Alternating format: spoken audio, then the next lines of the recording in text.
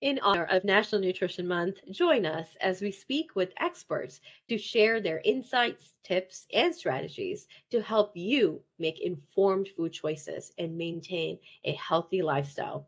Throughout this month, we'll cover topics such as how to avoid a vitamin B12 deficiency in plant based diets, the impact of genetics on your nutrition, and much, much more. Stay with us. In today's episode, we are speaking to Natalie Olsen, who explains the concept of nutrigenomics, how our individual genetic makeup can impact our nutrient needs and respond to food, and the role of nutrigenomics in our diet for chronic conditions such as diabetes. Stay tuned. Natalie Olsen is a functional medicine practitioner, registered dietitian nutritionist, and certified exercise physiologist who focuses on a mind body approach to healing and balancing from the root cause. She sees patients one on one in her private practice, Natalie Nicole Nutrition, and runs the website functionalmedicinefoodie.com. Welcome, Natalie. Hi, thank you for having me. Thank you for coming on. Natalie, tell us a little bit more about your specific interest in nutrition around nutrigenomics. Explain to us first what that term is and what brought you to it. Yeah, so I kind of just fell into the world of nutrigenomics because I just find it to be so fascinating. And I just think it's such a cool area that's being studied, and it's constantly being updated, and there's all kinds of new information coming out about it. But what it is the relationship between nutrients and our diet and gene expression. So how all of those things interact with each other. And it really is about our day-to-day diet and nutrients that actually play a huge role on our gene expression. So it's more so our daily habits than, say, like what we're doing for a week on vacation or over the holidays or something. But being a functional medicine dietitian, I try to get to the root cause of what's going on with patients. And so nutrigenomics is just one tool that can be helpful for really explaining some issues that might be happening in the body with the patient.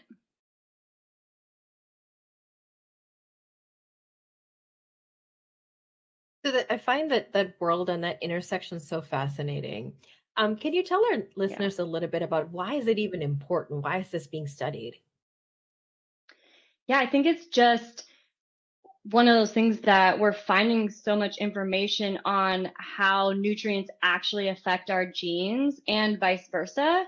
And it is such an important thing to look at because it can really give us an idea of what our diet and lifestyle are doing to our genes. We do know that we have so much control over whether or not a certain gene is going to be expressed, for example, whether it's in a positive or a negative way. So, for example, you might have a gene that makes you more susceptible to diabetes or to cancer or heart disease. And our lifestyle plays such a big role on whether or not that would be like activated or not. So I think that's one big reason of why it's being studied so much, is because it's giving us a more in-depth look on the relationship between these nutrients and these genes. And it's a reciprocal type of relationship too. Our genes, we might have what's called a polymorphism, or a single nucleotide polymorphism, also known as a SNP, on a certain gene. And that can give us just a lot of information on how we're absorbing nutrients, or, you know, some of the different pathways that are going on in the body that can give us some information. But then we also know that our lifestyle and our nutrients can affect those genes as well. So it's just a really cool study. I think that's constantly evolving. Like I said, with all things with nutrition and wellness, are constantly evolving. And I think it can give us a lot of good information with patients.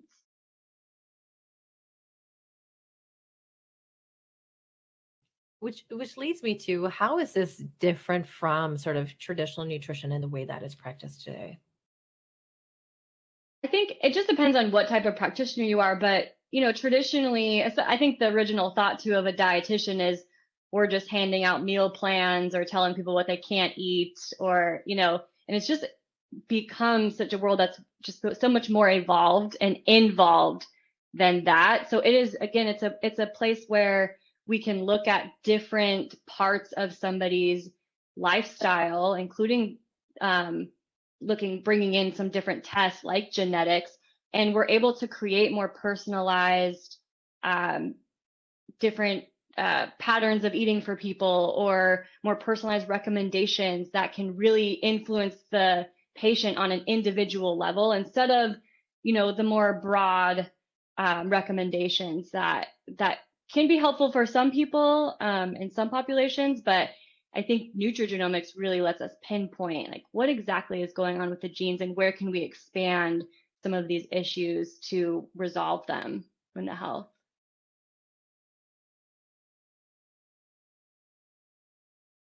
So walk me through some of that. How has this field really impacted the way dietitians like yourself look at diet plans? So you mentioned the meal planning, and here's that meal plan, Yeah. but how does something like this really impact the way you provide any kind of meal planning, and just the overall role that food plays on someone's body?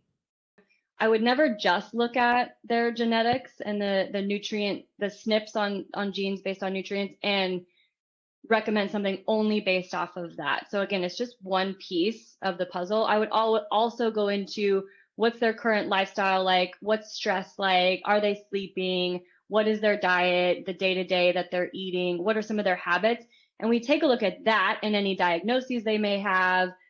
We look at labs and we put it all together, and that can help give us an idea of what's going on. So for example, you might have a SNP on one of the genes. I'll use adiponectin is a good example. So adiponectin is a hormone that helps regulate glucose and insulin and our lipid management. So it helps with that management.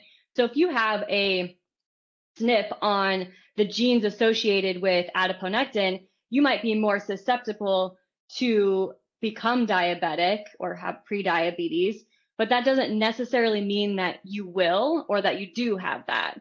So that's really important to note, is that just because you have the SNP, it doesn't mean that we're only tailoring based off of the genetics and the SNP, the tailoring the actual nutrition program based off that. But it just gives us an idea of what's going on genetically and what we might need to pay a little more attention to. So it kind of goes both ways. We can look at what nutrients do we need more of because of these SNPs, or what might we need to improve based off of these SNPs, and then also looking at the genes and saying, okay, we have this SNP, so now this gives us a broader idea of potential things that could happen in the body, and how can we decrease that from happening, or even reverse, someone that might have the SNP and also have been diagnosed with diabetes or heart disease or high cholesterol.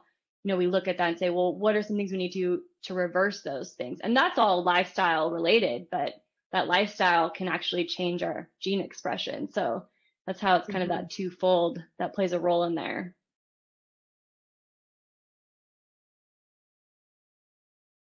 And I'm glad you brought that up, because I would like to know, how do genetics and lifestyle choices really work together to play a role in our health? Can you help us understand sort of the dynamic?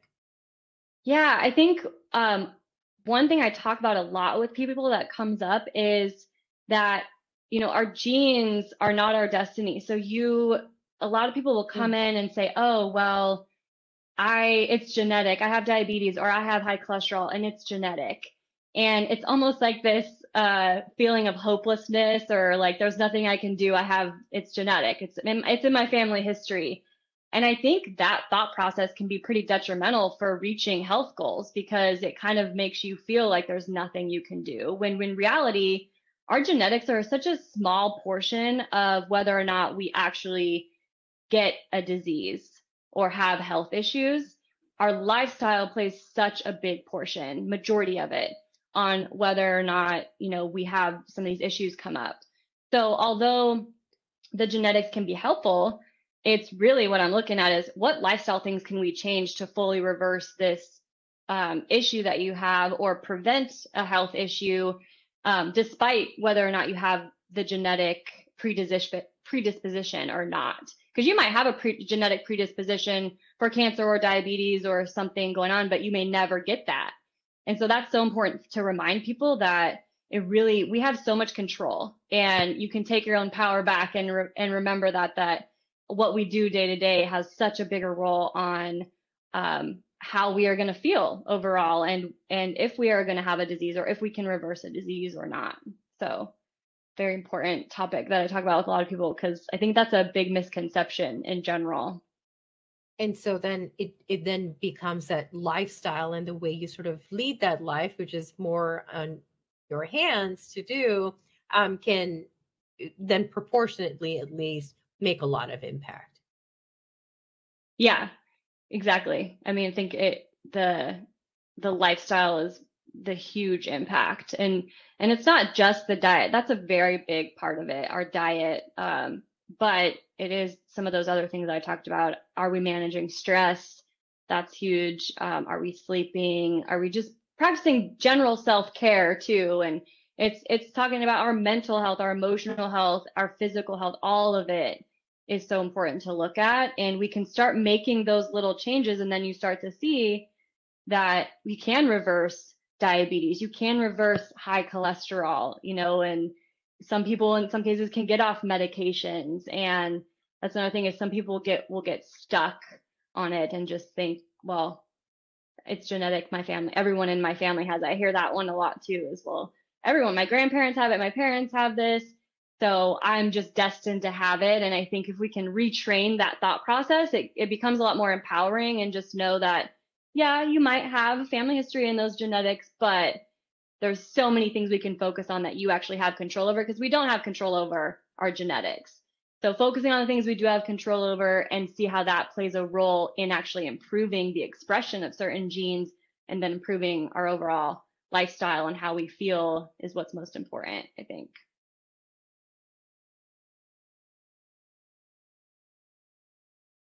Speaking of nutrigenomics, so essentially genetics, but then also lifestyle, can you tell us how this field is really being used to identify and even prevent any kind of nutrient deficiencies? Yeah, I think there's a lot of work in that. One of the most common, probably, that a lot of people have heard of, as far as in the genetic world, is the MTHFR, which is basically the inability to utilize folate properly. And it's this genetic SNP in how we utilize folate. That's a really common one that I hear about. But there's those types of SNPs on, every nutrient that you can think about. How we utilize vitamin D or absorb vitamin D. If you have a SNP on the gene that helps us absorb vitamin D, or helps, that whole process of absorption and utilization, then that might mean that you may have low vitamin D. And I have had this happen recently too, where someone said, I just have a hard time getting my vitamin D up, and I'm in the sun and I'm getting the amount of sunshine that I say. And then we do the genes, and it's like, okay, well, you've got this SNP on there, so that could be playing one role in it. So that also helps with how we're going to dose certain supplements, if there is, and it can help us with what nutrients we need to focus on in the diet. So if you have that MTHFR, that we're not able to utilize folate as efficiently, then I'd say, hey, let's add in some dark leafy greens, because that already has the right form of folate that your body needs to absorb.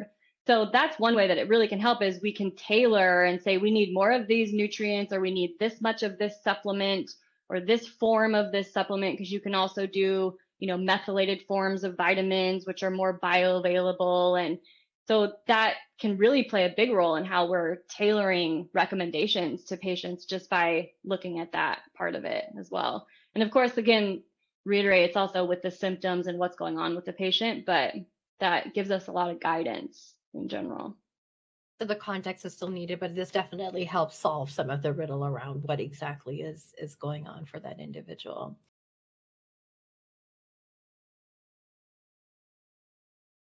How has this field really played a role in helping health professionals like yourself learn more about chronic conditions? And then I also want to talk specifically around type 2 diabetes. But can you help us understand how that feeds into understanding around chronic conditions?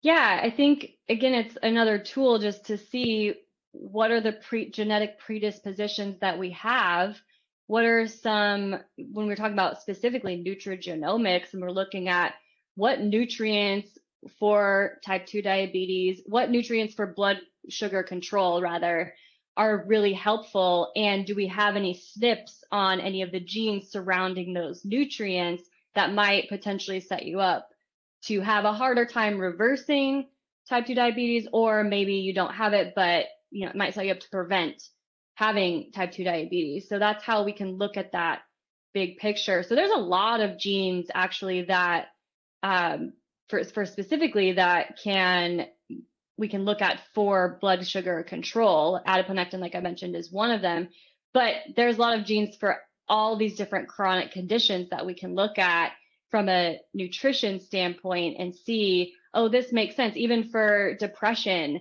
we can see, oh, they might have a gene that makes them more susceptible to not create as much dopamine. And so it's kind of one of those things that just makes certain issues that are going on with people, it makes a little more sense. Like, okay, you've been dealing with this, and we do see that you have this genetic SNP that shows that there could be potential reason for why this is going on in addition to the lifestyle stuff. So now we have just this broader look, and we can create plans better, I think more personalized plans to help with chronic conditions with nutrigenomics, and kind of studying what's actually going on with the genes and the nutrients and looking at that individual person. So it's all very interesting stuff.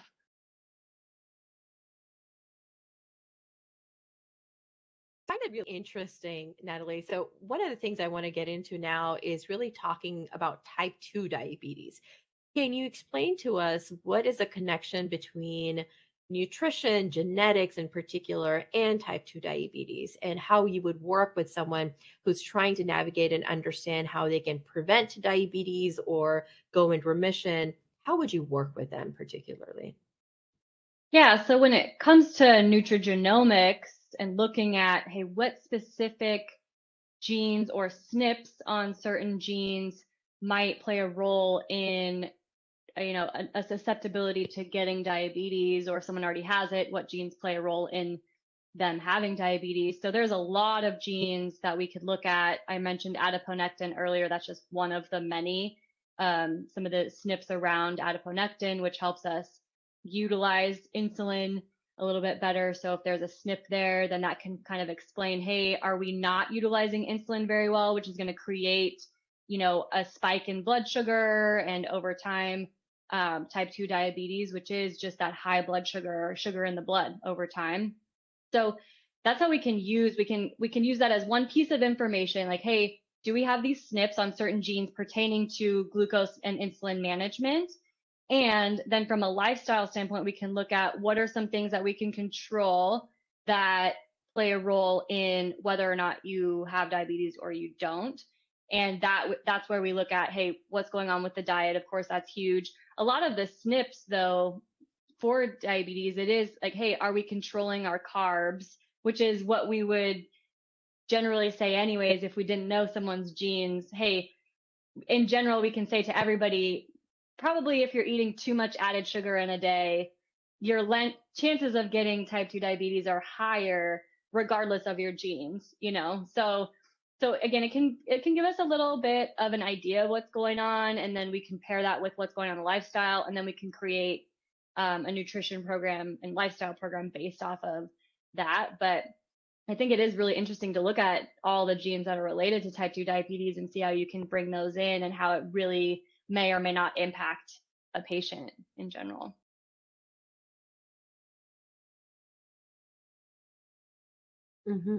I'm always sort of fascinated by how what we're eating actually impacts our genes, right? Like usually hear it more the other way around, like your genes are, sort of informing the other way.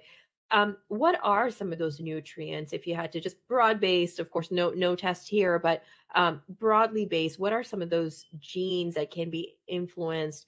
And what are the foods that can particularly influence those genes? Again, very focused on someone that either has type 2 diabetes or is right at the cusp of it. Yeah, so I gave that example of that MTHFR SNP and how if we know we have that, then we can increase our dark leafy greens, and that can help create more bioavailable folate in the body. So the same thing works for all the blood sugar, or the genes that help manage blood sugar. We know that magnesium plays a role in that. Magnesium helps insulin do its job, per se. So focusing on magnesium rich foods like beans and lentils, nuts and seeds can be really helpful. We know that chromium is really important. Vitamin D is really important. Typically with vitamin D, if people have a deficiency, I recommend just supplementing, because oftentimes just going out and getting enough sun is not going to do it, especially if you have a genetic SNP on that vitamin D.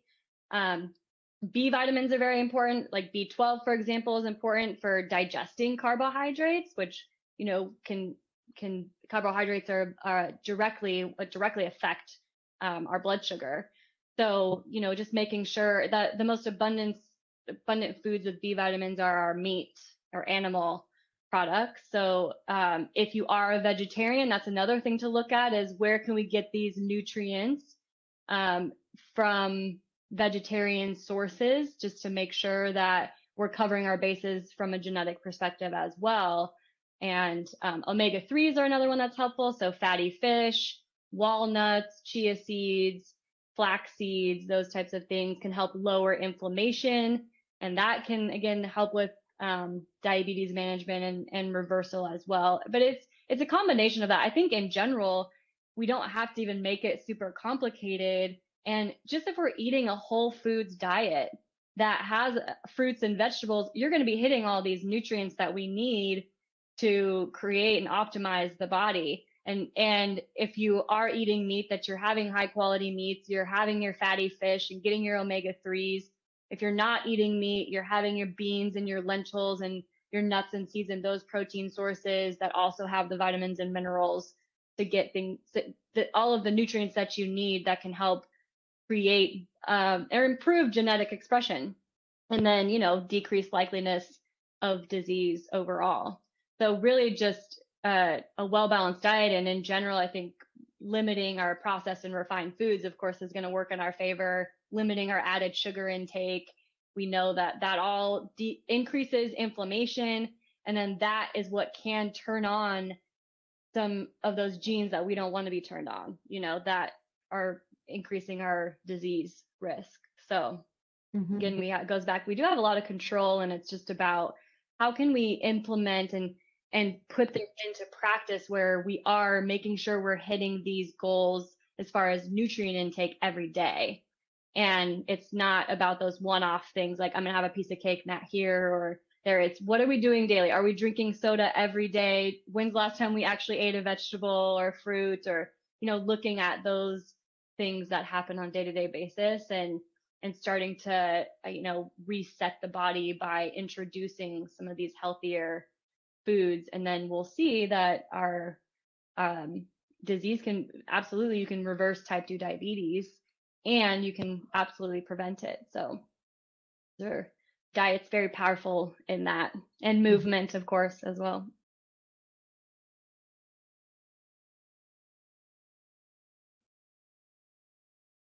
Are there any drawbacks when it comes to nutrigenomics? I don't think there's necessarily any drawbacks, because it really is just one piece of data. I could say that maybe if you're only looking at that and you're trying to create a plan, you might be doing something that you don't necessarily need to do, or, but yeah, we need to look at the big picture. I always recommend going over this with a dietitian or a doctor or healthcare practitioner who's pretty well versed in it and knows how to read it and what we can really do to optimize the gene expression and just the body in general. But no, I think it's just another data point that can only really be helpful unless we're not reading it right, or, you know, or sometimes I have had people who will get their genomics and there's a lot of SNPs, which it shows up in red. So there's a lot of red on the page that shows different, you know, SNPs on different things. And I think sometimes it can really freak people out. So it is so important to go over it with a practitioner and just know that that does not mean that you're doomed, or that, you know, you're absolutely going to get type 2 diabetes or heart disease or have these issues. it's just giving us some really good data. So we know like, hey, yeah, you might have this susceptibility here, but what's awesome is we can do all of these things to negate that, and we can help this process. And so that's so important for people to know when they're looking at their genetics, especially with nutrigenomics and how the genes work. Just because you have that vitamin D receptor issue doesn't mean you're always going to be low in vitamin D, or just because you have the gene SNP for adiponectin doesn't mean you're going to get type 2 diabetes at all. So that's a really important key part of it. And that's why it's so important to talk to a dietitian, to talk to a health professional, to really understand what that report may mean for you. Right. With that, Natalie, we are toward the end of the interview. This is such a rich topic. I feel like we can talk on and on about it. But at this point, would you tell our listeners how they can connect with you and just learn more about your work? Sure. So I just went through a whole revamp of my website and everything and moved things over to functionalmedicinefoodie.com. So I work with patients, a limited number of patients, one-on-one, and I do a lot of group seminars. I just actually have a new course launching very soon that is all about balancing blood sugar. And it's about balancing blood sugar while still eating carbohydrates, since carbs are pretty demonized in our culture. So it's just reteaching the body how to optimize your health with the right foods, including the right types of carbs. And so I have that launching soon, but all that information is on my website. I'm rarely on Instagram for my business, but Natalie Nicole Nutrition is my handle, which will be switching over to Functional Medicine Foodie shortly as well. So you got me kind of in the middle stage, but yeah, you can find me there. And I'm so grateful that you asked me to be on this podcast. I love talking about nutrigenomics, so it's a fun topic always for me. Absolutely. Thank you again, Natalie, for your time. For our listeners, share with us any information that you learned about nutrigenomics from this episode. Head over to our social media, Facebook, our Instagram page, the Yumlish page there, and find this particular podcast post and comment below this podcast post to essentially tell us what is something new that you learned about nutrigenomics that you didn't know before from this episode. We will continue the conversation on Facebook and Instagram. With that, Natalie, thank you so very much. Thank you. Take care.